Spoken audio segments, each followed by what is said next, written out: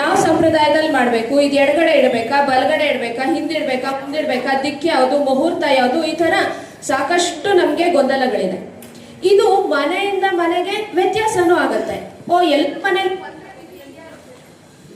ಒಂದು ಪ್ರದೇಶಕ್ಕೆ ಒಂದೊಂದು ಮನೆಗೂ ಕೂಡ ಇಲ್ಲಿ ನಾವು ಯಾವ ಸಂಪ್ರದಾಯದಲ್ಲಿ ಮಾಡ್ತಾ ಇದ್ದೀವಿ, ಹೇಗ್ ಮಾಡ್ತಾ ಇದ್ದೀವಿ ಅಂತ ಪ್ರಶ್ನೆ ಬಂದಿರಬಹುದು. ಇವತ್ತು ನಮ್ಮ ಭಾರತದಲ್ಲಿ ಯಾವ ಯಾವ ಪದ್ಧತಿಗಳನ್ನ ನಾವು ಹಿಂದೂಗಳು ಅಥವಾ ಸನಾತನ ಧರ್ಮೀಯರು ಅನುಸರಿಸ್ತಾ ಇದ್ದೀವಿ, ಇದೆಲ್ಲದಕ್ಕೂ ಮೂಲ ಇರುವಂತದ್ದು ವೇದಗಳಲ್ಲಿ. ವೇದ ಅಂತಂದ್ರೆ ಏನು? ವೇದ ಅಂತಂದ್ರೆ ಯಾವುದೋ ಒಂದು ಜಾತಿಗೆ ಅಥವಾ ಯಾರೋ ಒಬ್ರು ಗಂಡಸರಿಗೆ ಸೇರಿದ್ದು ಆ ತರ ಅರ್ಥ ಅಲ್ಲ. ನಮ್ಮ ಜೀವನಕ್ಕಿಂತ ಹೊರತಾಗಿದ್ದು ಯಾರೋ ಪುರೋಹಿತರು ಪೂಜೆ ಮಾಡಕ್ ಬೇಕಾಗಿರೋದು ವೇದ ಮಂತ್ರ ಅಂತ ಇವತ್ತು ನಾವು ಅನ್ಕೊಂಡಿದೀವಿ. ಆದ್ರೆ ವೇದ ಅಂದ್ರೆ ಹಾಗಲ್ಲ. ವೇದ ಅಂತಂದ್ರೆ ಜ್ಞಾನ ಅಂತ ಅರ್ಥ. ಎಂತಹ ಜ್ಞಾನ? ಎಲ್ಲ ಮನುಷ್ಯರಿಗೂ ಎಲ್ಲ ಕಾಲಕ್ಕೂ ಎಲ್ಲ ಸ್ಥಳಗಳಲ್ಲೂ ಬೇಕಾಗಿರುವಂತಹ ಜ್ಞಾನ. ಮನುಷ್ಯ ಜೀವನದ ಬೇಸಿಕ್ ಪ್ರಿನ್ಸಿಪಲ್ಸ್ ಏನಿದೆ ಅದನ್ನ ಅರ್ಥ ಮಾಡ್ಕೊಳ್ಳೋದಕ್ಕೆ ಭಗವಂತ ನಮ್ಗೆ ಕೊಟ್ಟಂತಹ ಶುದ್ಧವಾದಂತಹ ಎಲ್ಲ ಜಾತಿ ಮತ ಎಲ್ಲವನ್ನು ಮೀರಿದಂತಹ ಜ್ಞಾನ ಯಾವ್ದಾದ್ರು ಇದ್ರೆ ಅದು ವೇದಗಳು ಮಾತ್ರ. ಮತ್ತು ವೇದಗಳು ಯಾವುದೋ ಒಂದು ಕಾಲಕ್ಕೆ ಸೇರಿದ್ದಲ್ಲ, ಹಾಗೆ ಅದರಲ್ಲಿ ಇರುವಂತಹ ಪ್ರತಿಯೊಂದು ವಿಷಯವೂ ಅತ್ಯಂತ ವೈಜ್ಞಾನಿಕವಾಗಿದೆ. ಇವತ್ತು ನಮಗದು ಗೊತ್ತಿಲ್ಲದೆ ಇರೋದ್ರಿಂದ ಅದರ ಅರ್ಥವನ್ನ ನಾವ್ ಯಾರು ತಿಳ್ಕೊಳ್ಳದೆ ಕೇವಲ ಮೌಢ್ಯದಿಂದ ಆಚರಣೆ ಮಾಡ್ತಾ ಇರೋದ್ರಿಂದ ಓಹೋ ಏನೋ ಹಿಂದೂ ಧರ್ಮ ಸನಾತನ ಧರ್ಮ ಅಂದ್ರೆ ಮೌಢ್ಯ, ಅದ್ರಲ್ಲಿ ಏನೂ ಇಲ್ಲ, ಬರೀ ಮೂಢನಂಬಿಕೆ, ಈ ತರ ಅಭಿಪ್ರಾಯ ಸಮಾಜದಲ್ಲಿ ಮೂಡಿದೆ. ಆದ್ರೆ ಖಂಡಿತ ಆ ತರ ಇಲ್ಲ. ವೇದಗಳ ಹಿನ್ನೆಲೆಯಲ್ಲಿ ನಾವು ನಮ್ಮ ಸನಾತನ ಧರ್ಮವನ್ನ ಅರ್ಥ ಮಾಡ್ಕೊಂಡಾಗ, ಹಿಂದೂ ಧರ್ಮವನ್ನ ಅರ್ಥ ಮಾಡ್ಕೊಂಡಾಗ ಅದರಲ್ಲಿರುವಂತಹ ಪ್ರತಿಯೊಂದು ವಿಷಯವೂ ಕೂಡ ವೈಜ್ಞಾನಿಕವಾಗಿ ನಮ್ಮ ಜೀವನಕ್ಕೆ ಅತ್ಯಂತ ಹತ್ತಿರವಾಗಿದೆ. ಮನುಷ್ಯ ಹೇಗೆ ಬದುಕಬೇಕು, ಹೇಗೆ ಬದುಕಿದ್ರೆ ಒಂದು ಸಮಾಜ ಸುಖ ಶಾಂತಿ ನೆಮ್ಮದಿಯಿಂದ ಬದುಕತ್ತೆ ಅನ್ನೋದನ್ನ ತಿಳಿಸ್ಕೊಡುವಂತದ್ದೇ ವೇದಗಳು. ಇವತ್ತು ಏನು ಸಂಸ್ಕಾರ ನಡೆಸ್ತಾ ಇದೀವಿ ಇದು ಈ ವೇದಗಳ ಹಿನ್ನೆಲೆಯಲ್ಲಿ ನಡೆಸ್ತಾ ಇರುವಂತದ್ದು. ಆಮೇಲಿಂದ ಏನಾಗಿದೆ, ವೇದಗಳಿಂದ ಪ್ರಾರಂಭ ಆದಂತಹ ಈ ಸಂಸ್ಕಾರಗಳು, ಈ ಸಂಪ್ರದಾಯಗಳು ಎಲ್ಲವೂ ಕೂಡ ಕಾಲ ಕಾಲಕ್ಕೆ ಯಾವುದೋ ಕಾಲದ ಬದಲಾವಣೆಯಿಂದ ಒಂದಷ್ಟು ಸಂಪ್ರದಾಯ, ಅಜ್ಞಾನದಿಂದ ಒಂದಷ್ಟು ಸಂಪ್ರದಾಯ, ಇನ್ನು ಕೆಲವೊಂದು ಸ್ವಾರ್ಥದಿಂದ ಕೆಲವೊಂದು ಸಂಪ್ರದಾಯ, ಈ ರೀತಿ ಆ ಸಂಪ್ರದಾಯದಲ್ಲಿ ಸಾಕಷ್ಟು ಕಲಸು ಮೇಲೋಗರಗಳಾಗಿ ಏನೇನೇನೇನೋ ತುಂಬಿಕೊಂಡ್ಬಿಟ್ಟಿದೆ.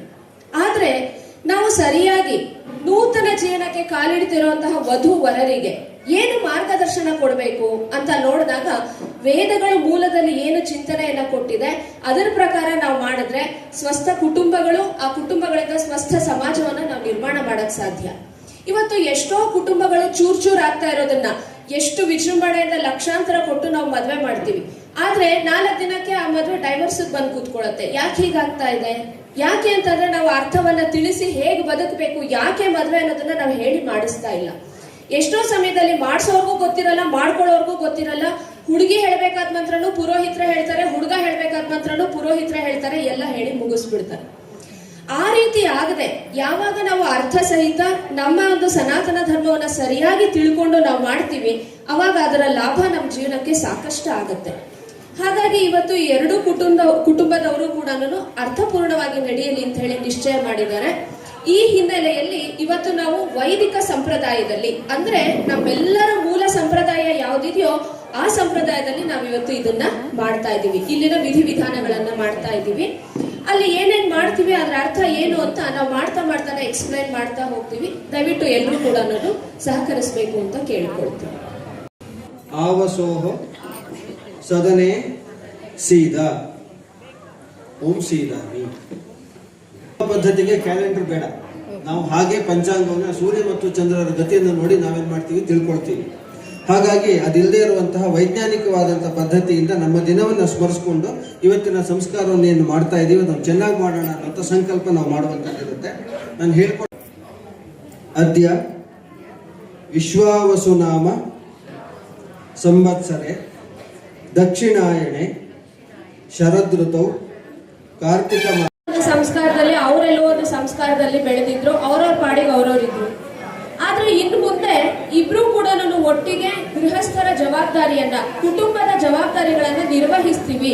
ಅದಕ್ಕೋಸ್ಕರ ನಾವಿಬ್ರು ಕೂಡ ಒಂದಾಗ್ತಾ ಇದೀವಿ ಅನ್ನುವಂತಹ ಸಂಕಲ್ಪವನ್ನ ಸಮಾಜದ ಎಲ್ಲ ಜ್ಞಾನಿಗಳ ಮುಂದೆ ಅವ್ರು ಮಾಡ್ತಾ ಇದ್ದಾರೆ. ಯಾಕೆ ಸಮಾಜದ ಮುಂದೆ ಮಾಡ್ಬೇಕು ಅಂತ ಹೇಳಿದ್ರೆ, ವಿವಾಹಕ್ಕೆ ಸಾಮಾಜಿಕ ಬದ್ಧತೆಯೂ ಕೂಡ ಒಂದು ಮುಖ. ಕುಟುಂಬ ಹಾಳಾಯ್ತು ಅಂತಂದ್ರೆ ಸಮಾಜ ಹಾಳಾಗತ್ತೆ. ಅದು ನನ್ನ ಪರ್ಸನಲ್ ವಿಷಯ, ಬೇಕಾದ್ರೆ ಮದ್ವೆ ಮಾಡ್ಕೊಳ್ತೀನಿ, ಇಲ್ದಿದ್ರೆ ಬಿಟ್ಟು ಹೋಗ್ತೀನಿ, ಈ ತರ ಯಾರು ಹೇಳೋ ಹಾಗಿಲ್ಲ. ಮದ್ವೆ ಮಾಡ್ಕೊಂಡ್ಮೇಲೆ ಹೇಗಿರ್ಬೇಕು, ಕುಟುಂಬಗಳು ಹೇಗಿರ್ಬೇಕು ಅದನ್ನ ಅವರು ಅರ್ಥ ಮಾಡ್ಕೊಂಡು ಸಮಾಜದ ಮುಂದೆ ಒಂದು ಕಮಿಟ್ ಮಾಡ್ಕೊಂಡಾಗ, ಪ್ರತಿಜ್ಞೆಯನ್ನ ಮಾಡಿದಾಗ ಯಾರು ಕೂಡ ಪ್ರಶ್ನೆ ಮಾಡ್ಬೋದು. ನಮ್ಮ ಮುಂದೆ ನೀವು ಪ್ರತಿಜ್ಞೆ ಮಾಡಿದ್ರಲ್ಲಪ್ಪ, ಯಾಕೆ ಹೀಗಿದ್ದೀರಾ, ನೀವು ಸರಿಯಾದಂತ ಜೀವನ ನಡೆಸಿ ಅಂತ ಹೇಳಿ ಸಮಾಜದ ಹಿರಿಯರು, ಜ್ಞಾನಿಗಳು ಅವ್ರಿಗೆ ಮಾರ್ಗದರ್ಶನವನ್ನ ಮಾಡಬಹುದು. ಆ ಕಾರಣಕ್ಕೆ ವಿವಾಹದಲ್ಲಿ ಸಮಾಜದ ಪಾತ್ರವೂ ಕೂಡ ಅಷ್ಟೇ ಮುಖ್ಯ ಆಗಿರುತ್ತೆ. ಆ ಜವಾಬ್ದಾರಿಯನ್ನ ನಿರ್ವಹಿಸ್ತೀವಿ ಅಂತ ಹೇಳಿ ಅವರಿಬ್ರು ಈಗ ನಿಮ್ಮ ಮುಂದೆ ಸಂಕಲ್ಪ ಮಾಡ್ತಾರೆ. ಇಲ್ಲಿ ನೆರೆದಿರುವಂತಹ ಯಾರು ಜ್ಞಾನಿಗಳು, ಹಿರಿಯರು, ಅನುಭವಸ್ಥರಿದ್ದೀರಾ, ನೀವೆಲ್ಲರೂ ಕೂಡ ಕೇಳಿ, ಸಮಂಜಂತು ಕೇಳಿ. ಏನಪ್ಪಾ ಅಂತಂದ್ರೆ, ಇನ್ನು ಮುಂದೆ ನಮ್ಮಿಬ್ಬರ ಜೀವನ ಹೇಗಿರುತ್ತೆ ಅಂತಂದ್ರೆ, ಸಮಾಪೋ ಹೃದಯಾನಿನವು. ಈಗ ಒಂದು ಪಾತ್ರೆಯಲ್ಲಿ ನೀರಿದೆ, ಇನ್ನೊಂದು ಪಾತ್ರೆಯಲ್ಲಿ ನೀರಿದೆ. ಆ ಎರಡೂ ನೀರನ್ನು ಕೂಡ ಒಂದು ಪಾತ್ರೆಗೆ ಬೆರೆಸಿದ್ವಿ ಅಂತಾದ್ರೆ ಅದು ಯಾವ ಪಾತ್ರೆ ನೀರು ಅಂತ ನಾವು ಅದನ್ನ ನೋಡಕ್ಕಾಗತ್ತಾ? ಯಾವ ಪಾತ್ರೆ ನೀರು ಅಂತ ಗುರುತಿಸಕ್ಕಾಗತ್ತಾ? ಇಲ್ಲ. ಎರಡು ಪಾತ್ರೆಯ ನೀರು ಒಂದಾದಾಗ ಹೇಗೆ ಅದರಲ್ಲಿ ವ್ಯತ್ಯಾಸ ಗೊತ್ತಾಗಲ್ವೋ, ಆ ರೀತಿ ನಮ್ಮಿಬ್ಬರ ಮನಸ್ಸುಗಳು ಕೂಡ, ಹೃದಯಾನಿ, ನಮ್ಮ ಮನಸ್ಸುಗಳು ಕೂಡ ಸಮಂಜತ್ತು, ಒಟ್ಟಿಗೆ ಸೇರ್ಕೊಳ್ಳುತ್ತೆ ಅಂತ ಹೇಳಿ ಹೇಳ್ತಿದ್ದಾರೆ. ಈ ನಮ್ಮ ಸಂಕಲ್ಪಕ್ಕೆ ಸಂಧಾತ, ಇಡೀ ಜಗತ್ತನ್ನು ಧರಿಸಿರುವಂತಹ ಭಗವಂತ ಯಾರಿದ್ದಾನೆ ಅವನು ನಮಗೆ ಪ್ರೇರಣೆಯನ್ನ ಕೊಡಲಿ, ಈ ನಮ್ಮ ಸಂಕಲ್ಪವನ್ನ ಈಡೇರಿಸಲಿ. ಅಂದ್ರೆ ಇಲ್ಲಿಂದ ಒಂದು ಹೊಸ ಸಂಕಲ್ಪವನ್ನ ಮಾಡ್ತಿದ್ದಾರೆ. ಏನು ಅಂತಂದ್ರೆ, ಎರಡು ವ್ಯಕ್ತಿಗಳ ಅಹಂಕಾರ, ಎರಡು ವ್ಯಕ್ತಿಗಳ ವಿಭಿನ್ನ ಸಂಸ್ಕಾರ, ಎರಡು ವ್ಯಕ್ತಿಗಳ ಬೇರೆ ಬೇರೆಯಾದಂತಹ ರೀತಿಯ ಚಟುವಟಿಕೆಗಳು, ಗುರಿ, ಉದ್ದೇಶಗಳು, ಇದೆಲ್ಲವನ್ನು ಕೂಡ ಇನ್ ಮುಂದೆ ನಾವಿಬ್ರು ಹೊಂದಿಸ್ಕೊಂಡು ಹೊಂದಾಣಿಕೆ ಮಾಡ್ತಾ ಎರಡು ಪಾತ್ರೆಯ ನೀರು ಒಂದಾದ್ರೆ ಹೇಗಿರುತ್ತೋ ಆ ರೀತಿ ನಮ್ಮ ಬದುಕನ್ನ ಬದುಕ್ತೀವಿ ಅಂತ ಹೇಳಿ ನೀವೆಲ್ಲರ ಮುಂದೆ ಅವರಿಗೆ ಸಂಕಲ್ಪ ಮಾಡ್ತಾ ಇದ್ದಾರೆ. ಆ ಮಂತ್ರ ಹೇಳ್ಕೊಡ್ತೀವಿ, ನೀವಿಬ್ರು ಕೂಡ ಹೇಳಿ.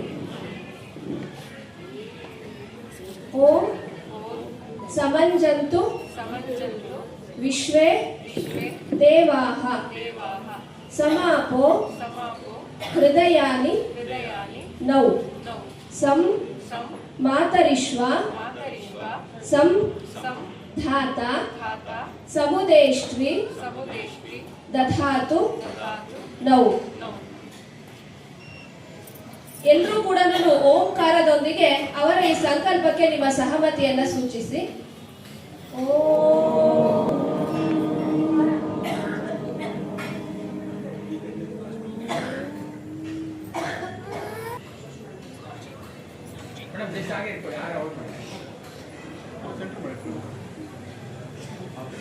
ನಮ್ಮ ಕಡೆ ದೊಡ್ಡ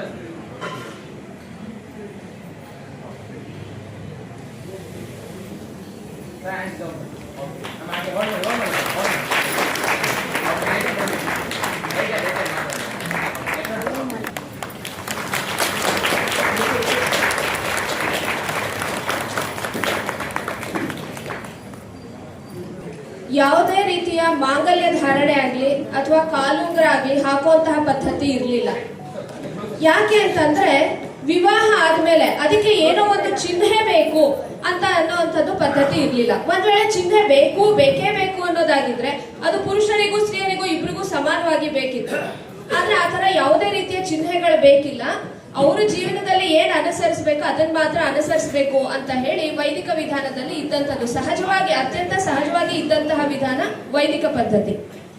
ಆದ್ರೆ ಕಾಲಾಂತರದಲ್ಲಿ ಏನಾಯ್ತು ಅಂತ ಹೇಳಿದ್ರೆ, ಹೆಣ್ಣಿಗೆ ಒಂದು ಚಿಹ್ನೆ ಬೇಕು. ಯಾಕೆ ಅಂತಂದ್ರೆ, ಸಮಾಜದಲ್ಲಿ ಆದಂತಹ ಏರುಪೇರಿನ ಕಾರಣದಿಂದ ಹೆಣ್ಣಿಗೆ ಯಾವಾಗ ರಕ್ಷಣೆ ಇಲ್ಲ ಅನ್ನುವಂತಹ ಪರಿಸ್ಥಿತಿ ಬಂತು, ಅವಾಗ ಆಕೆ ವಿವಾಹಿತಳಾಗಿದ್ದಾಳೆ ಅಂದಾಗ ಕೆಟ್ಟ ದೃಷ್ಟಿಯಿಂದ ನೋಡುವಂಥದ್ದು ಕಡಿಮೆ. ಹಾಗಾಗಿ ಆಕೆಗೆ ಒಂದು ಮಾಂಗಲ್ಯ ಅಥವಾ ಕಾಲುಂಗ್ರ ಈ ತರದ ಒಂದು ಚಿಹ್ನೆ ಬೇಕು ಅನ್ನುವಂತಹ ಪದ್ಧತಿ ತದನಂತರದಲ್ಲಿ ಬರ್ತಾ ಹೋಯ್ತು. ನಮ್ಮ ಸಮಾಜದಲ್ಲಿ, ವೈದಿಕ ಸಮಾಜದಲ್ಲಿ ಸ್ತ್ರೀ ಪುರುಷರಿಬ್ರು ಕೂಡ ಸಮಾನ. ಒಂದು ರಥಕ್ಕೆ ಎರಡು ಚಕ್ರ ಹೇಗೋ ಅದೇ ರೀತಿ ಸ್ತ್ರೀ ಪುರುಷರಿಬ್ರು ಕೂಡ ಕುಟುಂಬಕ್ಕೆ. ಹಾಗಾಗಿ ಹೆಣ್ಣು ಮೇಲೂ ಗಂಡ ಮೇಲೂ ಗಂಡಗೋಸ್ಕರ ಎಲ್ಲಾನು ಹೆಣ್ಣವ್ರು ಮಾಡ್ಬೇಕು, ಈ ತರದ ಯಾವ ಪದ್ಧತಿಯೂ ಕೂಡ ವೈದಿಕ ವಿವಾಹ ನಮಗೆ ಹೇಳೋದಿಲ್ಲ. ಇಬ್ಬರ ಸಮಾನತೆಯನ್ನ ವೇದಗಳು ಎತ್ತಿ ಹಿಡಿಯುತ್ತೆ. ಹಾಗಿರುವಾಗ ಹೆಣ್ಣಿಗೆ ಮಾತ್ರ ಒಂದು ಚಿಹ್ನೆ ಕೊಡಬೇಕು ಅಂತಾನೂ ಇರ್ಲಿಲ್ಲ. ಹೆಣ್ಣನ್ನ ಗೌರವಿಸಬೇಕು, ಹೆಣ್ಣನ್ನ ಕಾಮದ ದೃಷ್ಟಿಯಿಂದ ನೋಡಬಾರ್ದು ಅನ್ನೋಂಥದ್ದೇ ಸನಾತನ ದೃಷ್ಟಿ. ಆದ್ರೆ ಬರಬರ್ತಾ ಸಮಾಜದಲ್ಲಿ ಆಕ್ರಮಣಗಳಾಯ್ತು. ಆ ಆಕ್ರಮಣಗಳ ಕಾರಣದಿಂದ ಸಮಾಜದಲ್ಲಿ ಅನೇಕ ಬದಲಾವಣೆ ಆಯ್ತು. ಶಿಕ್ಷಣ ಪದ್ಧತಿ ವ್ಯತ್ಯಾಸ ಆಯ್ತು. ಇದೆಲ್ಲ ವ್ಯತ್ಯಾಸ ಆದಾಗ ಹೆಣ್ಣನ್ನ ಒಂದು ಭೋಗದ ದೃಷ್ಟಿಯಿಂದ ಮಾತ್ರ ಯಾವಾಗ ನೋಡಕ್ ಶುರು ಮಾಡಿದ್ರು, ಆಗ ಇಲ್ಲ ಆಕೆಗೆ ಒಂದು ರಕ್ಷಣೆ ಬೇಕು ಅನ್ನುವಂತಹ ದೃಷ್ಟಿಯಿಂದ ಆ ಮಾಂಗಲ್ಯ ಮತ್ತು ಕಾಲುಂಗುರವನ್ನ ಹಾಕುವಂತಹ ಪದ್ಧತಿ ನಿಧಾನಕ್ಕೆ ನಮ್ಮಲ್ಲಿ ಸೇರ್ಪಡೆ ಆಯಿತು.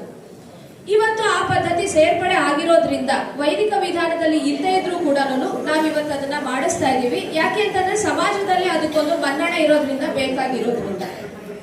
ಹಾಗಾಗಿ ಈಗ ನಾವು ಮಂತ್ರವನ್ನ ಹೇಳ್ತೀವಿ, ಅವರು ಮಾಂಗಲ್ಯ ಧಾರಣೆಯನ್ನ ಮಾಡಿ ಹಾಗೇನೆ ಕಾಲುಂಗುರವನ್ನು ಕೂಡ ಹಾಕೋದು.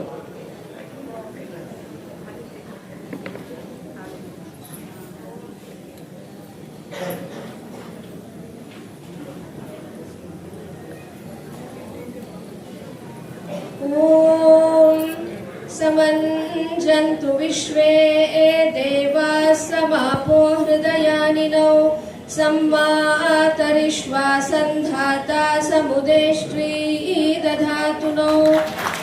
ಓಂ ಯದೈಷಿ ಮನಸಾ ದೂರಂ ದಿಶೋನುಪಮಮಾನೋ ವಾ ಹಿರಣ್ಯಪರ್ಣೋ ವೈ ಕರ್ಣಸತ್ವಾ ಮನ್ಮನಸಾಂ ಕರೋತು.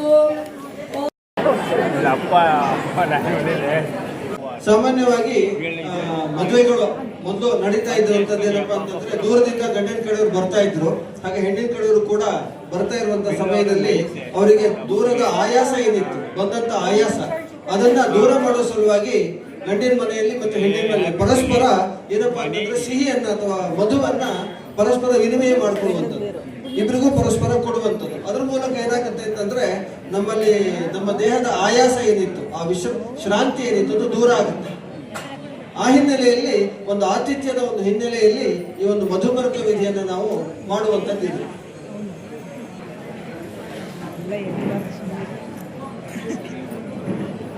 ಮಧುಪರ್ಕೋ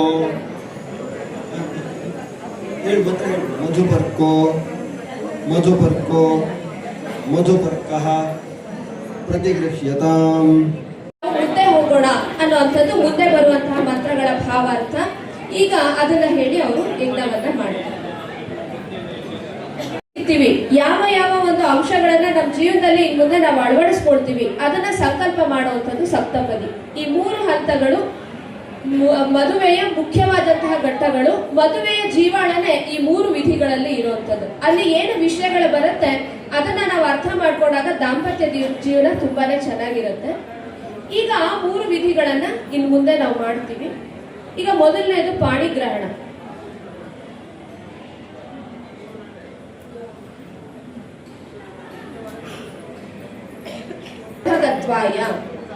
ಸೌಭಾಗ್ಯಕ್ಕಾಗಿ ನಾನು ನಿನ್ನ ಕೈಯನ್ನ ಹಿಡಿತಾ ಇದ್ದೀನಿ. ನಾ ಯಾಕೆ ನಿನ್ ಕೈ ಹಿಡಿತಾ ಇದ್ದೀನಿ, ಗೋಳಾಡ್ಕೊಂಡು ಜಗಳ ಆಡ್ಕೊಂಡು ಜೀವಮಾನ ಎಲ್ಲ ಅಯ್ಯೋ ಯಾಕಪ್ಪ ಕಟ್ಕೊಂಡೆ ಅಂತ ಅನ್ಕೊಂಡು ಇರೋದಕ್ಕೋಸ್ಕರ ಅಲ್ಲ. ಭಗ ಅಂತ ಹೇಳಿದ್ರೆ ಐಶ್ವರ್ಯ ಅಂತ. ಐಶ್ವರ್ಯ ಅಂದ್ರೆ ಬರೀ ಬ್ಯಾಂಕ್ ಬ್ಯಾಲೆನ್ಸು ಸೈಟ್ ಎಷ್ಟಿದೆ ಅದು ಮಾತ್ರ ಐಶ್ವರ್ಯ ಅಲ್ಲ. ನಾವು ಮನೆಯಲ್ಲಿ ಒಂದಿನ ಸಂತೋಷವಾಗಿ ಜೊತೆಯಲ್ಲಿ ಊಟ ಮಾಡಿದ್ರೆ ಅದು ಐಶ್ವರ್ಯ. ನಮ್ಗೆ ನನ್ನತ್ತ ಇರುವಂತಹ ಮಕ್ಕಳಿದ್ರೆ ಅದು ಐಶ್ವರ್ಯ. ಹಿರಿಯರ ಅನುಭವ ಆಶೀರ್ವಾದ ಅದು ಐಶ್ವರ್ಯ. ಎಲ್ಲವೂ ಐಶ್ವರ್ಯ. ಆ ಎಲ್ಲ ರೀತಿಯ ಐಶ್ವರ್ಯವನ್ನ ನಾವಿಬ್ರು ಕೂಡ ಇನ್ ಮುಂದೆ ಒಟ್ಟಿಗೆ ಸೇರಿ ಅನುಭವಿಸೋಣ. ಎಲ್ಲಿವರೆಗೂ ಅಂತಂದ್ರೆ ಜರದಷ್ಟಿ ಯಥಾಸಹ. ಜರದಷ್ಟಿ ಅಂತಂದ್ರೆ ಮುಪ್ಪಿನವರೆಗೂ ಅಂತ. ಮಧ್ಯದಲ್ಲಿ ಬಿಟ್ಟು ಹೋಗುವಂಥದ್ದು, ಅಯ್ಯೋ ನಮ್ಗೆ ಹೊಂದಿಸ್ಕೊಳಕ್ ಆಗಲ್ಲ ಅನ್ನೋಂಥದ್ದು ವೈದಿಕ ಪರಂಪರೆ ಅಲ್ಲ, ಸನಾತನ ಧರ್ಮ ಅಲ್ಲ. ಒಂದು ಸರ್ತಿ ನಾವು ಒಬ್ಬ ವ್ಯಕ್ತಿಯನ್ನ ನಮ್ಮ ಜೀವನ ಸಂಗಾತಿ, ಬಾಳ ಸಂಗಾತಿ ಅಂತ ತಗೊಂಡ್ಮೇಲೆ ಏನೇ ಕಷ್ಟ ಬರ್ಲಿ ಅದನ್ನ ಹೊಂದಿಸ್ಕೊಂಡು ಸರಿ ಮಾಡ್ಕೊಂಡು ನಾವು ಮುಂದೆ ಹೋಗ್ತೀವಿ ಅನ್ನುವಂಥದ್ದು ಅದರ ಹಿನ್ನೆಲೆ ಇರುವಂಥದ್ದು. ಯಾಕೆ ಅಂತಂದ್ರೆ ವಿವಾಹಕ್ಕೆ ಒಂದು ಮುಖ್ಯವಾದಂತ ಉದ್ದೇಶ ಇದೆ. ಅದೇನು ಅಂತಂದ್ರೆ ನಮ್ಮ ಅಂತರಂಗ ಶುದ್ಧಿ. ನಮ್ಮೊಳಗಡೆ ಏನು ಕೆಟ್ಟ ವಿಷಯಗಳಿದೆ, ದುರಾಸೆ ಇರ್ಬೋದು, ಸ್ವಾರ್ಥ ಇರ್ಬೋದು, ಇದೆಲ್ಲ ಇರ್ಬೋದು, ಅದನ್ನ ಮೀರುವಂಥದ್ದೇ ಮನುಷ್ಯ ಜೀವನದ ಕೊನೆಯ ಉದ್ದೇಶ. ಆ ಕೊನೆಯ ಉದ್ದೇಶ ಸಾರ್ಥಕ ಆಗೋದಕ್ಕೋಸ್ಕರ ದಾಂಪತ್ಯ ಜೀವನವೂ ಕೂಡ ಒಂದು ಸಹಕಾರಿಯಾದಂತಹ ಅಂಶ. ನಮ್ಮ ಸ್ನೇಹಿತರು ಇರ್ಬೋದು, ಇನ್ಯಾರೇ ಇರ್ಬೋದು, ಇವ್ರ ಜೊತೆ ಎಲ್ಲಾನು ನಮ್ಮ ವ್ಯವಹಾರ ಏನಿರುತ್ತೆ ಅದು ಒಂದು ಲಿಮಿಟ್ನ ಆಚೆ ಇರುತ್ತೆ. ಅವ್ರ ಮುಂದೆ ನಾವೆಲ್ಲ ಒಳ್ಳೆಯವರೇ. ನಾವೊಂದು ಸಭೆಯಲ್ಲಿ ಇದೀವಿ ಅಂತಂದ್ರೆ ನಾವೆಲ್ಲ ಒಳ್ಳೆಯವರೇ. ನಮ್ಗೆ ಯಾರಿಗೂ ಸ್ವಾರ್ಥ ಇಲ್ಲ, ಯಾರಿಗೂ ದುರಾಸೆ ಇಲ್ಲ, ಯಾರು ಸುಳ್ಳು ಹೇಳಲ್ಲ, ಏನೂ ಇಲ್ಲ, ಎಲ್ಲ ಒಳ್ಳೆಯವರು, ಜೆಂಟಲ್ಮ್ಯಾನ್, ಎಲ್ಲರೂ ಹಾಗೆ ಇರ್ತೀವಿ. ಆದ್ರೆ ನಮ್ಮ ಮನೆಗಳಲ್ಲಿ ನಮ್ಗೆ ತೀರ ಹತ್ತಿರವಾದಂತಹ ಸಂಬಂಧಗಳಲ್ಲಿ ನಮ್ಮ ದುಷ್ಟ ಪ್ರವೃತ್ತಿಗಳು, ನಮ್ಮ ಗುಣಗಳು ಏನಾಗುತ್ತೆ ಅಂದ್ರೆ ಎದ್ದು ಬರುತ್ತೆ, ಅದು ಹೊರಗೆ ಕಾಣುತ್ತೆ. ಅಂತಹ ಸಂದರ್ಭದಲ್ಲಿ ಸಂದರ್ಭದಲ್ಲಿ ಪರಸ್ಪರರಿಗೆ ಜೊತೆಯಾಗಿ ಇಬ್ರು ಕೂಡ ಆ ದೌರ್ಬಲ್ಯಗಳಿಂದ ಆ ದುಷ್ಟ ಪ್ರವೃತ್ತಿಗಳಿಂದ ಹೊರಗೆ ಬರೋದಕ್ಕೆ ಪತಿ ಪತ್ನಿಗೆ ಪತ್ನಿ ಪತಿಗೆ ಸಹಾಯ ಮಾಡುವಂಥದ್ದು ಇದೆಯಲ್ಲ, ಅದೇ ಮುಖ್ಯವಾಗಿ ವಿವಾಹ ಜೀವನದ ಕೊನೆಯ ಒಂದು ಉದ್ದೇಶ. ಆ ಕಾರಣಕ್ಕೋಸ್ಕರ ಇಲ್ಲಿ ಏನ್ ಸಂಕಲ್ಪ ಮಾಡ್ತಾ ಇದ್ದಾರೆ ಅಂತಂದ್ರೆ, ಇಬ್ರು ಕೂಡ ಜೊತೆಯಾಗೆ ಇವರಲ್ಲಿ ಕೆಟ್ಟ ಗುಣ ಇದೆ ನಾನು ಬಿಟ್ಬಿಡ್ತೀನಿ, ಇವರಲ್ಲಿ ಏನೋ ತಪ್ಪಿದೆ ನಾನು ಬಿಟ್ಬಿಡ್ತೀನಿ, ಹೀಗೆ ಹೇಳೋ ಹಾಗಿಲ್ಲ. ಇಬ್ಬರ ತಪ್ಪು ಸರಿಗಳಿಗೂ ಇಬ್ಬರು ಹೊಣೆಗಾರಿಕೆ, ಇಬ್ರು ಕೂಡ ಆ ಜವಾಬ್ದಾರಿಯನ್ನ ಹಂಚ್ಕೊಂಡು ಹೊರಗೆ ಬರೋದಕ್ಕೆ ಸಹಾಯ ಮಾಡಬೇಕು. ಹಾಗಾಗಿನೇ ಜರದಷ್ಟಿ ಈ ಮುಪ್ಪಿನವರೆಗೂ ಕೂಡ ನಾವು ಒಟ್ಟಿಗೆ ಇರ್ತೀವಿ ಅನ್ನುವಂಥ ಸಂಕಲ್ಪ ಮಾಡ್ತೀವಿ.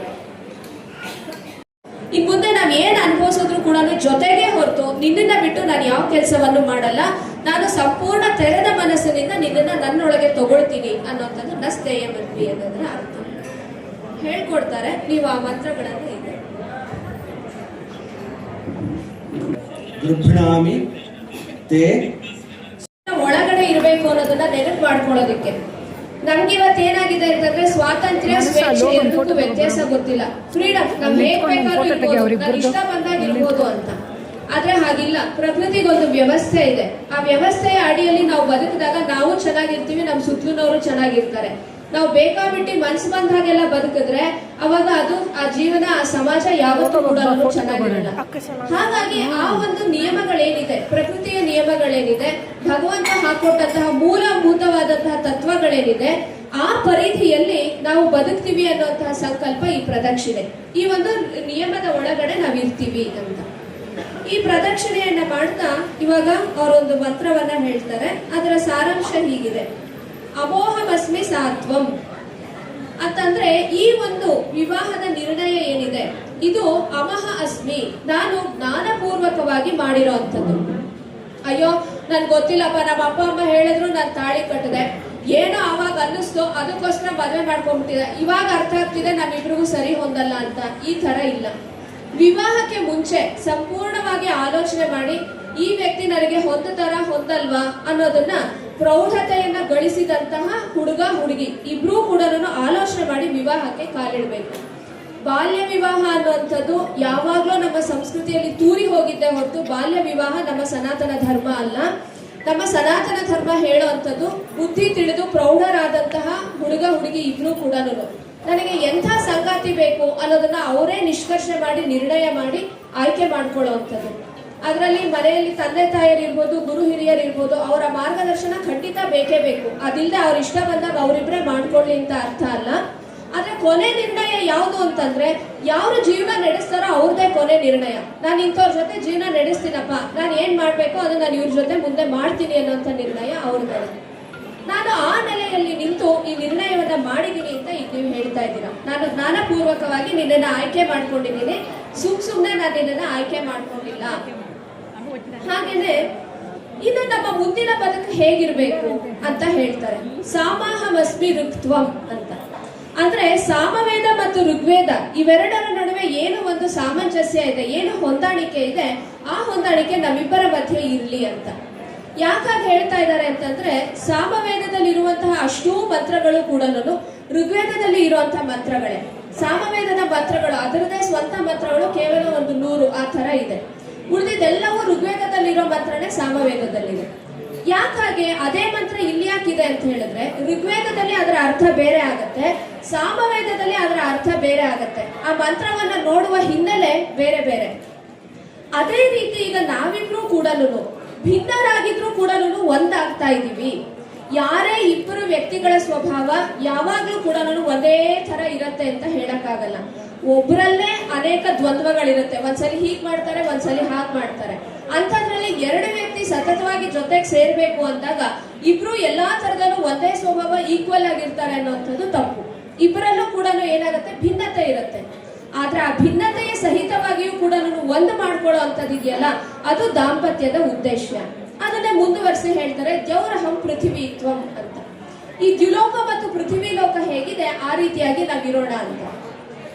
ದ್ಯುಲೋಕ ಅಂತ ಹೇಳಿದ್ರೆ ಆಕಾಶ, ಸೂರ್ಯ, ಚಂದ್ರ ಮುಂತಾದವುಗಳು ಇರುವಂತಹ ಸ್ಥಾನ. ಪೃಥ್ವಿ ಲೋಕ ಅಂತಂದ್ರೆ ಜೀವರು ವಾಸಿಸ್ತಾ ಇರುವಂತಹ ಸ್ಥಾನ.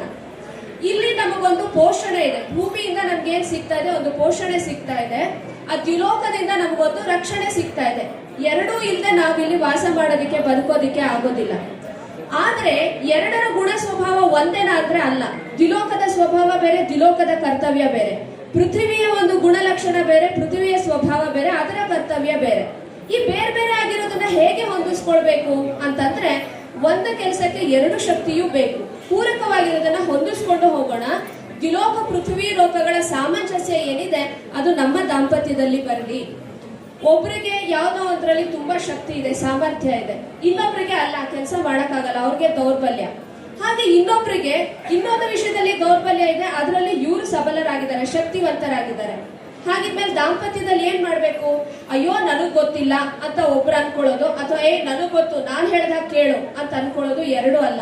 ಇವರು ಗೊತ್ತಿಲ್ಲದೆ ಇರೋ ಕಡೆ ಅವರು ಗೊತ್ತಿಲ್ಲದೆ ಇರೋ ಕಡೆ ಇವರು, ಇಬ್ರು ಕೂಡ ಪೂರಕರಾದಾಗ ಆ ದಾಂಪತ್ಯ ತುಂಬಾ ಚೆನ್ನಾಗಿ ನಡ್ಕೊಂಡು ಹೋಗುತ್ತೆ. ಕೆಲಸಗಳು ಎಲ್ಲೂ ತೊಂದರೆ ಇಲ್ಲದೆ ನಡ್ಕೊಂಡು ಹೋಗುತ್ತೆ. ಅಂತಹ ಒಂದು ದಾಂಪತ್ಯವನ್ನ ನಾವು ಮಾಡೋಣ ದ್ವಿಲೋಕ ಪೃಥ್ವಿ ಲೋಕಗಳಂತೆ ಅಂತ ಇರುವಂತ ಮಂತ್ರ. ಅದನ್ನ ಇಬ್ರು ಹೇಳಿ ಪ್ರದಕ್ಷಿಣೆ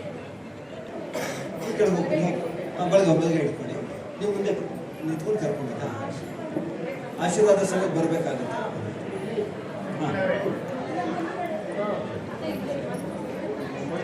ಇಲ್ಲ ನೀವು ನಾ ಹೇಳ್ತೀನಿ. ಅಮೋಹಮಸ್ಮಿ ಸಾತ್ವಂ ಸಾಮಾಹಮಸ್ಮಿ ರತ್ವಂ ದ್ಯೌರಹಂ ಪೃಥಿವೀ ತ್ವಂ ತಾವಿಹ ಸಂಭವಾವ ಪ್ರಜಾಮಾ ಜನಯಾವಹೈ. ಓಂ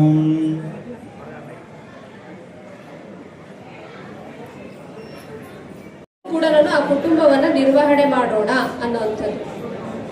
ಮಹಿಳೆಯರ ಸಾಮರ್ಥ್ಯ ಏನು, ಅವ್ರು ಏನನ್ನ ಮಾಡಬಲ್ಲರು, ಅದನ್ನ ಅವ್ರ ಕರ್ತವ್ಯ ಯಾವುದು, ಅವ್ರಿಗೆ ಯಾವ ಸ್ಥಾನಮಾನ ಕೊಡಬೇಕು ಅನ್ನೋದನ್ನ ವೇದಗಳಿಗಿಂತ ಚೆನ್ನಾಗಿ ಅರ್ಥ ಮಾಡ್ಕೊಂಡಂತಹ ಇನ್ನೊಂದು ಗ್ರಂಥ ಇಲ್ಲ.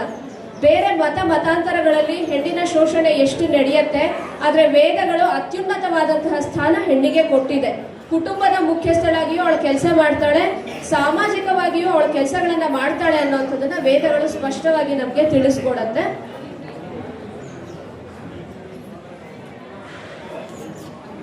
ತನ್ನ ಸಂಕಲ್ಪಗಳನ್ನ ಪ್ರತಿಜ್ಞೆಯನ್ನ ಮಾಡಿದ್ದಾಯ್ತು. ವಧು ವರನಿಗೆ ಅದರ ಉತ್ತರವನ್ನ ಕೊಟ್ಟಿದ್ದಾಯ್ತು. ಇದೆರಡೂ ಕೂಡ ಅವರಿಬ್ಬರು ತಮ್ಮಲ್ಲಿ ಮಾಡ್ಕೊಂಡಂತಹ ಪ್ರತಿಜ್ಞೆ. ಈಗ ಮೂರನೇದು ಇಡೀ ಸಮಾಜಕ್ಕೆ ಅವರು ಮಾಡ್ತಾ ಇರುವಂತಹ ಪ್ರತಿಜ್ಞೆ. ನಾವು ಇನ್ ಮುಂದೆ ಹೇಗಿರ್ತೀವಿ ಅಂತ ಹೇಳಿ ಇದಕ್ಕೆ ಸಪ್ತಪದಿ ಅಂತ ಕರೀತಾರೆ. ಈ ಸಪ್ತಪದಿ ವೈದಿಕ ವಿವಾಹ ಸಂಸ್ಕಾರದ ದೃಷ್ಟಿಯಿಂದಲೂ ಕಾನೂನಿನ ದೃಷ್ಟಿಯಿಂದಲೂ ಅತ್ಯಂತ ಪ್ರಮುಖವಾಗಿರುವಂಥದ್ದು. ಕಾನೂನಲ್ಲೂ ಕೂಡ ಹಿಂದೂ ಮ್ಯಾರೇಜ್ ಆಕ್ಟ್ ಅಲ್ಲಿ ಈ ವಿವಾಹ ಆಗಿದೆ ಅನ್ನೋದಕ್ಕೆ ಏನ್ ಸಾಕ್ಷಿ ಅಂತಂದ್ರೆ ಸಪ್ತಪದಿ ಆಗಿರ್ಬೇಕು ಅನ್ನೋದನ್ನ ಹೇಳ್ತಾರೆ. ಹಾಗಾಗಿ ಸಪ್ತಪದಿ ಆದ ನಂತರ ವಧೂವರರಿದ್ದವರು ಪತಿ ಪತ್ನಿಯರು ಅಂತ ಹೇಳಿ ಕರೆಸ್ಕೊಳ್ತಾರೆ. ಅಫಿಷಿಯಲ್ ಆಗಿ ಅವರು ಪತಿ ಪತ್ನಿಯರು ಆಗ್ತಾರೆ. ಈ ಸಪ್ತಪದಿ 7 ಹೆಜ್ಜೆಗಳೇನಿದೆ, ದಾಂಪತ್ಯದಲ್ಲಿ ಅವರಿಬ್ರು ಅಚೀವ್ ಮಾಡಬೇಕಾದಂತಹ 7 ದೃಷ್ಟಿಕೋನಗಳು, 7 ವಿಚಾರಗಳು, ಅದನ್ನ ನಾವು ಅಚೀವ್ ಮಾಡ್ತೀವಿ ಅಂತ ಹೇಳ್ತಾ ಅವರಿಬ್ರು ಕೂಡ 7 ಹೆಜ್ಜೆಗಳನ್ನ ಇಡ್ತಾರೆ. ಅದಕ್ಕೆ ಮುಂಚೆ ಅದರ ಸಾರಾಂಶ ಏನು ಅನ್ನೋದನ್ನ ನಾನು ತಿಳಿಸ್ತೀನಿ. ಅದಾದ್ಮೇಲೆ ನೀವಿಬ್ರು ಕೂಡ 7 ಹೆಜ್ಜೆಯನ್ನ ಇಟ್ಕೊಂಡು ಬನ್ನಿ, ಮಂತ್ರ ಹೇಳುತ್ತಾ. ಅದರಲ್ಲಿ ಮೊದಲನೆಯ ಹೆಜ್ಜೆ ಏನಿದೆ, ಈಶಾ ಏಕಪದಿ ಭವ ಅಂತ ಹೇಳಿ. ಮೊದಲನೇ ಹೆಜ್ಜೆ ಯಾವ್ದಪ್ಪ ಅಂತಂದ್ರೆ ಈಶಾ, ಆಹಾರಕ್ಕಾಗಿ ಮೊದಲನೆಯ ಹೆಜ್ಜೆ ಅಂತ.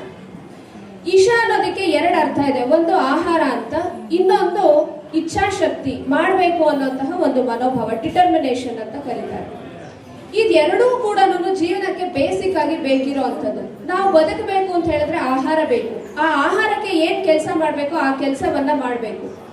ಅದರಲ್ಲೂ ಮುಖ್ಯವಾಗಿ ಓದುವಂತಹ ವಿದ್ಯಾರ್ಥಿಗಳಿಗೆ ಸಂಪಾದನೆ ಮಾಡಬೇಕು ಅನ್ನೋಂಥದ್ದಿಲ್ಲ, ಅವರು ನಿಶ್ಚಿಂತರಾಗಿ ಸಂಪಾದನೆ ಮಾಡಬೇಕು. ಹಾಗೆ ಯಾರು ಆ ವಿದ್ಯಾರ್ಥಿಗಳಿಗೆ ಪಾಠ ಮಾಡ್ತಾರೆ ಅವರು ಕೂಡ ನಿಶ್ಚಿಂತೆಯಿಂದ ಪಾಠ ಮಾಡಬೇಕು. ಅವರು ದುಡ್ಕೊಳ್ಳೋದು, ಪಾಠ ಮಾಡಿ ದುಡ್ಕೊಳ್ಳೋದು ಅನ್ನೋಂತಹ ಕಾನ್ಸೆಪ್ಟ್ ಇಲ್ಲ, ಅವರು ನಿಶ್ಚಿಂತರಾಗಿ ಪಾಠ ಮಾಡಬೇಕು.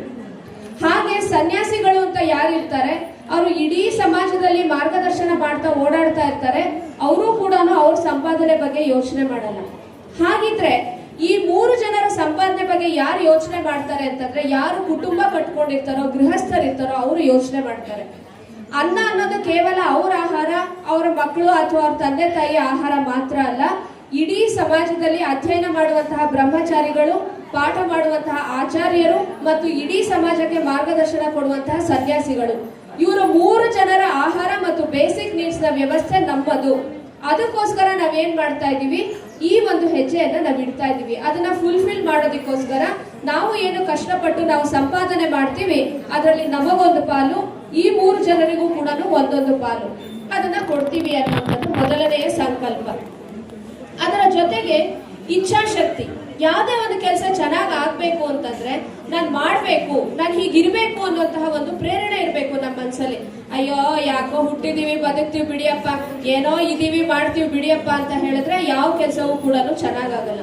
ಮಾಡ್ಬೇಕು ಅನ್ನುವಂತಹ ಇಚ್ಛಾಶಕ್ತಿ ಏನಿದೆ ಅದು ನಮ್ಮಿಬ್ರಿಗೂ ಕೂಡ ಇರ್ಲಿ. ದಾಂಪತ್ಯದಲ್ಲಿ ಕಡೆವರೆಗೂ ಕೂಡ ನಾವು ಒಂದು ಉತ್ಸಾಹವನ್ನ, ಇಚ್ಛಾಶಕ್ತಿಯನ್ನ ಕಾಪಾಡ್ಕೊಳ್ತೀವಿ ಅಂತ ಹೇಳ್ತಾ ಆ ಮೊದಲನೇ ಹೆಜ್ಜೆ ಇಡ್ತಾರೆ.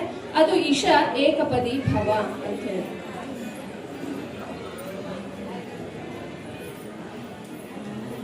ಎರಡನೆಯ ಹೆಜ್ಜೆ ಊರ್ಜೆ ದ್ವಿಪದಿ ಭವ ಅಂತ ಹೇಳಿ. ಊರ್ಜಸ್ ಅಂತ ಹೇಳಿದ್ರೆ ಶಾರೀರಿಕ ಶಕ್ತಿ. ಯಾವುದೇ ಕೆಲಸ ಮಾಡ್ಬೇಕಾದ್ರೂ ಕೂಡ ದೇಹ ಏನಾಗಿರ್ಬೇಕು, ದೃಢವಾಗಿರ್ಬೇಕು. ಯಾವಾಗ ದೇಹದಲ್ಲಿ ಶಕ್ತಿ ಇಲ್ಲ, ಏನು ಮಾಡಕ್ಕೆ ಕೈಲಾಗಲ್ಲ, ಅವಾಗ ನಾವೇನು ಅಚೀವ್ ಮಾಡಕ್ಕಾಗಲ್ಲ. ದಾಂಪತ್ಯದಲ್ಲೂ ಅಷ್ಟೇ. ಮದುವೆ ಆದ್ಮೇಲೆ ಹೆಂಡತಿಗೊಂದ್ ಕಡೆ ದಿನ ಕಾಯಿಲೆ, ಗಂಡಗೊಂದ್ ಕಡೆ ದಿನ ಕಾಯಿಲೆ ಆದ್ರೆ ಕುಟುಂಬದ ಕೆಲಸಗಳನ್ನ ನಿರ್ವಹಣೆ ಮಾಡೋರು ಯಾರು? ಅಯ್ಯೋ ನಂಗ್ ಕೈಲಾಗಲ್ಲ ಅಂತ ಇವ್ರು ಮಲ್ಕೋತಾರೆ, ನಂಗ್ ಕೈಲಾಗಲ್ಲ ಅಂತ ಅವ್ರು ಮಲ್ಕೋತಾರೆ. ಹಾಗಿರ್ಬಾರ್ದು. ನಮ್ಮಿಬ್ಬರ ದೇಹವನ್ನು, ದೇಹದ ಆರೋಗ್ಯವನ್ನು ನಾವು ಚೆನ್ನಾಗಿ ಇಟ್ಕೊಳ್ತೀವಿ, ಗಟ್ಟುಮುಟ್ಟಾಗಿರ್ತೀವಿ. ಸುಮ್ಮನೆ ನಾವು ಅಲ್ಲಿ ಸಂಕಲ್ಪ ಮಾಡಿ ಸಪ್ತಪದಿಯಲ್ಲಿ ಹೆಜ್ಜೆ ಇಟ್ರೆ ಗಟ್ಟುಮುಟ್ಟಾಗಿರತ್ತ ದೇಹ ಅಂದ್ರೆ ಇಲ್ಲ. ನಾವೇನು ಆಹಾರ ತಗೊಳ್ತೀವಿ, ಏನು ದಿನದ ಚಟುವಟಿಕೆಗಳನ್ನ ಮಾಡ್ತೀವಿ, ಏನು ವ್ಯಾಯಾಮ ಮಾಡ್ತೀವಿ, ಏನು ಚಿಂತನೆಯನ್ನ ಮಾಡ್ತೀವಿ, ಇದೆಲ್ಲವೂ ನಮ್ಮ ಆರೋಗ್ಯದ ಮೇಲೆ ಪರಿಣಾಮವನ್ನ ಬೀರುತ್ತೆ. ಸದೃಢ ಆರೋಗ್ಯಕ್ಕೆ ಏನೇನ್ ಬೇಕೋ ಅದೆಲ್ಲವನ್ನು ನಾವಿಬ್ರು ಅಳವಡಿಸ್ಕೊಳ್ತೀವಿ ಅನ್ನುವಂಥದ್ದು ಎರಡೇ ಹೆಜ್ಜೆ ಊರ್ಜೆ ದ್ವಿಪದಿ ಭವ ಅಂತ ಹೇಳಿ.